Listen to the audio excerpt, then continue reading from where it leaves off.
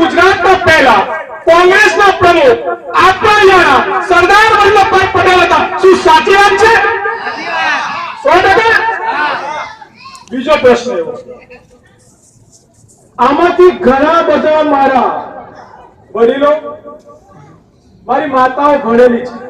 હું એ પૂછવા માંગુ છું કે 40-50 વર્ષ પહેલા જેમ આપણા દેશના સ્વતંત્ર સેનાની ઈશ્વર દાદા એવા ઘણા જે પ્રાથમિક શાળા શરૂ કરી હતી ત્યારે સરકાર કઈ હતી?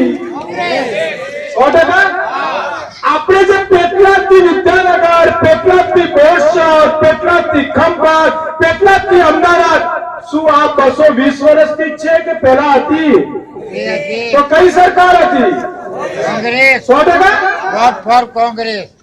આ મેં એવું સાંભળ્યું કે આપણે નજીકમાં યુનિવર્સિટી છે સરદાર પટેલ, તમારી કોલેજો છે સાયન્સ, આર્ટ્સ, આ બધી કોલેજો 40 વર્ષ, 50 વર્ષ, 70 વર્ષ જૂની. સાચી વાત છે? તો કઈ સરકાર હતી? તો આ સરકારે વિકાસ ક્યાં લાવ્યો?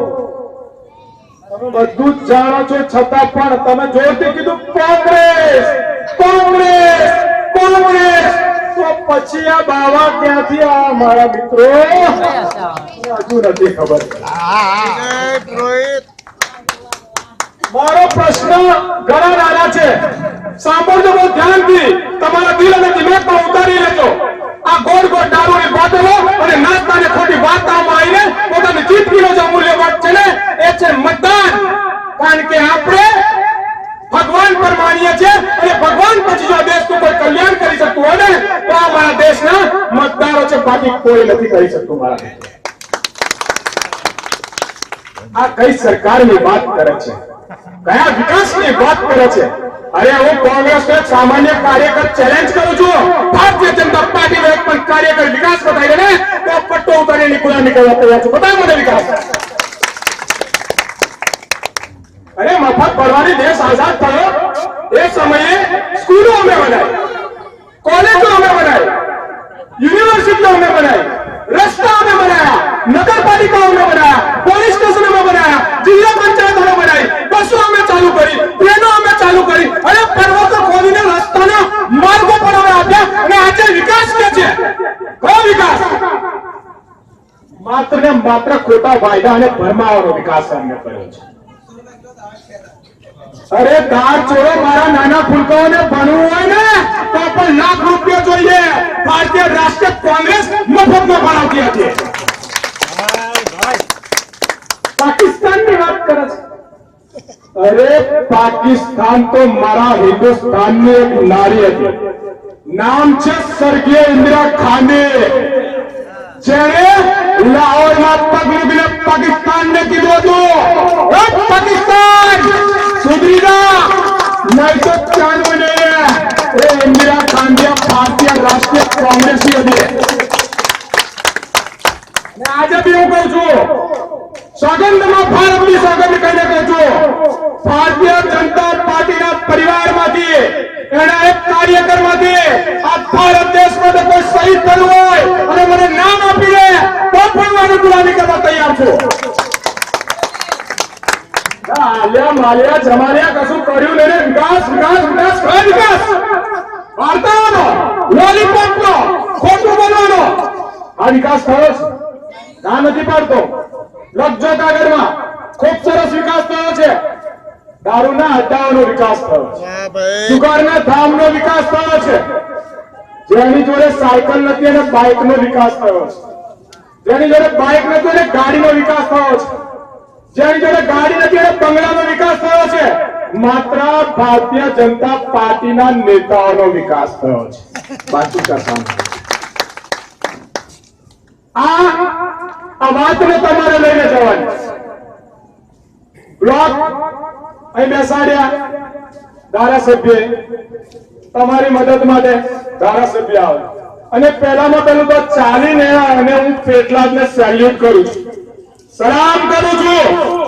આટલો વાવડ હોવા છતાં, આટલી જૂઠી વાર્તાઓ હોવા છતાં, આટલો ખોટો પ્રચાર હોવા છતાં પણ એને દિલમાં ભરીને સાચા વ્યક્તિને જે મતદાન કર્યું છે અને નિરંજન કાકાને સતત ચૂંટણી લાવે છે, મને આ ચાલીને પેટલાદને સલામ કરવાનું મન થાય. અને આ વખતે પણ તમારે આ તાકાત બતાવી દેવાની છે. મારા યુવાનો ફેરવાતા નાય, બધું બહુ આવશે. સાયકલો આવે, બાઇકો આવશે, ટીવીઓ આવશે, કેટ આવશે, ક્રિકેટની કીટ આવશે, બાસ્કેટબોલની કીટ આવશે, બધું તૂટી જશે. પણ તમારી જિંદગીને, તમારા જીવનમાં જે બદલાવ લાવવાનો છે એ ક્યારેય નહીં લાવી શકે. એક દિવસ વડાપાઉં ખાવાથી જિંદગી નહીં ચાલતી. રોટલો ને શાક યાદ રાખજો, નહીંતર આ વડાપાઉંમાં છેતરી જશે. કારણ કે સાચી જિંદગી 3 કલાકનું પિક્ચર નથી હોતું. સાચી જિંદગી તો સવારે ઉઠીએ અને સાંજે 100 રૂપિયા કમાઈને લાવવાના હોય ને, એ હોય છે. મારી બહેનો અહીંયા બેઠી છે. મહિલાઓને સૌથી વધારે અધિકાર ભારતીય રાષ્ટ્રીય કોંગ્રેસે આપ્યો છે. અમે વિકાસ કર્યો છે, અમે કામ કર્યા છે, અમે આ કર્યું છે. સાલો હું વર્ષોથી વિકાસ શોધું છું. જ્યારે પૂછું ભાઈ શું વિકાસ થયો, તો કે મારી ઘરે વિકાસ થયો. અરે ભાઈ એ ઘરવાળો વિકાસ નથી જોઈતો, ગામમાં હું વિકાસ.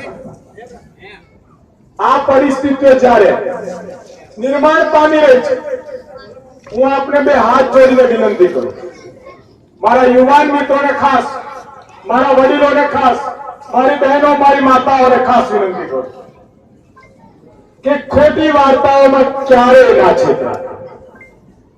સુંદર પેટલાદ, સ્વચ્છ પેટલાદ, વિકાસશીલ પેટલાદ જો બનાવવું હોય ને, તો માત્ર સંકલ્પ કરી લેજો કે હાથના સાથ વગર ક્યારેય ના બની શકે આ સુંદર અને વિકાસશીલ. મહાત્મા ગાંધીએ પણ કીધું હતું, ગામડાનો વિકાસ એ શહેરનો વિકાસ. હમણાં એક નવી યોજના શરૂ કરી, તમને બહુ સરસ કહું, સફાઈ અભિયાન, સ્વચ્છ ભારત. સમગ્ર સાંભળ્યું હશે. કરોડો રૂપિયાની જાહેરાતમાં વપરાઈ ગયા, કરોડો. અલા ભાઈ, આ સફાઈ અભિયાનનો પહેલો સૂત્ર આપનાર પૂજ્ય મહાત્મા ગાંધીજી હતા. આપણે ત્યાં નગરપાલિકામાં જે કર્મચારીઓની ભરતી થઈ છે, દરેક જગ્યાએ ગુજરાતમાં, આખા દેશમાં જે કર્મચારીઓની ભરતી છે, જિલ્લા પંચાયત સફાઈ કામદારોની ભરતી છે, મારા મિત્રો ખાલી તપાસ કરજો કે આરટીઆઈ કરીને કે કઈ સરકારમાં ભરતી થઈ હતી. આ સરકારમાં ભરતી જ નહીં થતી.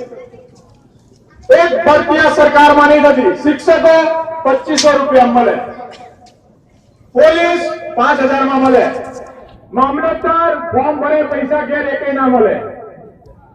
તમે એક જગ્યાનો ભ્રષ્ટાચાર આરટીઆઈમાં માંગી લો છો. હું ખોટું બોલતો હોઉં ને તો બીજી વાર ક્યાંય જોતો કે ભાઈ બેસી જા, ખોટું બોલું. કોંગ્રેસની સરકારના અધ્યાપકો આજે 50,000, લાખ, 1.5 લાખના પગારદાર છે, એ ભારતીય રાષ્ટ્રીય કોંગ્રેસે આપ્યા છે.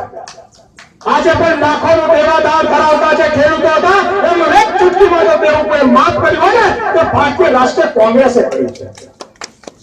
આજે પણ પ્રાથમિક શાળાઓ, મારી વિધવા જે મારી માતાઓ છે, એમના પેન્શનની યોજના હોય, યા નરેગાની યોજના હોય, યા પછી કોઈ પણ સહાય હોય, એ તમામ ભારતીય રાષ્ટ્રીય કોંગ્રેસના રાજમાં શરૂ થયેલી છે. ઇતિહાસ માંગી લો અને કે છે વિકાસ, વિકાસ, વિકાસ. કયો વિકાસ? ખબર જ નથી પડતી. એટલે આ ગુજરાતનો નાશ, ગુજરાત પછી આ પેટલાદનો નાશ ના કરી જાય, એટલા માટે તમને સૌ નાથોને હું પ્રાર્થના કરીને કહું છું કે મારા પેટલાદના મતદાતાઓ, મારા નાથાઓ, મારા થાણેદારો, મારી સરકાર, મારા પૂજ્ય ભગવાનો, એક મત વેચાયા વગર આપી દેજો અને કોંગ્રેસનો પંજો લાવજો. આમની શાન ઠેકાણે આવી જશે કે ગુજરાત છે, આ લોલીપોપ નથી. આ સાથે હું વધારે કશું જ નહીં કહેવા માંગુ. આટલું બહુ થઈ ગયું અને તમે બહુ સમજદાર છો. મારા બધા પ્રશ્નોના જવાબ તમારી જોડે છે. દીવો રાખજો, બેટરી નહીં. આ તો બહારથી સેલે ફોટા મોકલશે, ચાલે. તમને આમ દેખાશે કે બેટરી ચાલુ છે પણ નહીં હોય. એની કરતા આપણી ઘેર તેલ અને ઘી હોય તો દીવો હળગાવજો, ચારે બાજુ ફરજો. પરછાયો ના પડે સમજી લેજો કે પેલા ભૂત છે જે આગળ કઈ ગયા હતા. સમજો ને? અને તમને ભૂત પકડતા આવડે જ છે, માસી આવડે ને? પકડજો, ચાલીથી